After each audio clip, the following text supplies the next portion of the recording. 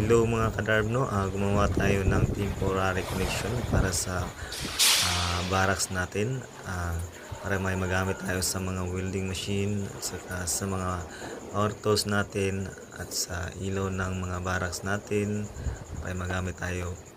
Itong setup na to mga kadarb is para sa welding machine 125 ampere MCCB. Ang mga branches naman niya is 60 ampere, tatlong 60 ampere. Dalawang welding machine at saka isang branches para sa outlet ng portable welding machine. Ito talaga ang magandang setup para sa welding machine.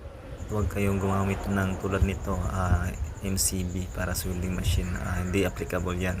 At saka yung TQC ng ECB, huwag kayong gumamit nan pag walang MCCB na main breaker.